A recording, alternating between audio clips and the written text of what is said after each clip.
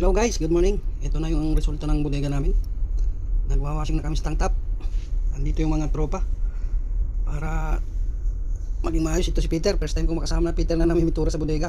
Masipag to si Peter, number 1. Lagi namin kasama yan sa Kuberta. Ayan sila maestro si Owes, tsaka si AB Parias. Nag-request muna ako ng ilang minuto para ma-video sila, ma-vlog namin ang buhay barko. Yan si Peter. Lahat yan sinasama namin. First time ko na Peter na sumasama lagi sa Kuberta. Kaya malaking tulong pa rin yung pagsama sa amin ni Peter. Kita mo naman, cool na cool. Yung number 1, taga Batangas yan. Sa mga nakakakilala, follow nyo na para mapanood nyo sa vlog ko guys. And tsaka pakipalo na lang. Maraming salamat in advance. Ito yung mga tirador ng builds. Ito si OS, taga Iloilo. Maninisid ng builds. Ito si OS na taga Batangas, assistant. Nag-request na i-video sila para makita ang trabaho, kung paano kumita ng pera. Kaya dapat talaga ang pera ay igastos sa tamang gastos. Hindi yung basta may pera waldas na kagad dahil mapagod, mahirap kumita ng pera. Ito na kami, wawashing na yan. Ayan si OS nandun sa pinakaloob yan. Madilim, kailangan talaga may flashlight ka dyan. Sinuot niya talaga yan para kung tawagin na yung hospital clean. Kasi number 1 kailangan malinis. Kaya dapat talagang tag team para mabilis ang trabaho.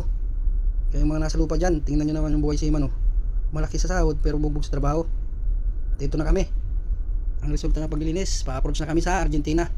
Channeling na kami yan guys. Yung mga misis dyan na nakasakay dito sa kabilang barko, ito yung kasalubong namin. Baka makita nyo, papalo na lang. At saka maraming salamat sa inyo. Buhay talaga ng seaman. Yan, kasalubong namin. Kaya kahit paano masayang makasalubong ang mga kapwa Pilipino na seaman. Andyan yan sila. Tapos na sila mag-loading. Kaya ayan Wisdom Line.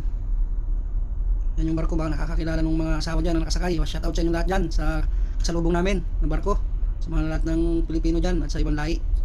Sa isa pa, safety first lagi tayo, number 1 yan kasi mahirap na.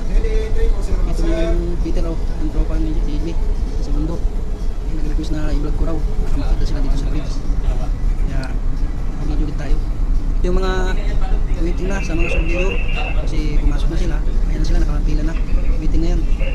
Sana ay maging pasado lahat, maging sa aming barko kasi under kami ng surveyor para sa iluligin kung sa akin nawa yung makapasa. Kasi marami nating sinakripisyo dyan. Dapat talaga sana makapasa, tsaka yung mga kapila na yan, ganyan talaga buhay lahat na dito sa Argentina. Kailangan hospital clean ang bodega, number 1 yan. Sa mga seaman dyan, kung nakapanood, follow, chat out sa inyo lahat. Sana ay lagi nasa mabuti kayong kalagayan, laban lang tayo, ay malayo tayo sa pamilya.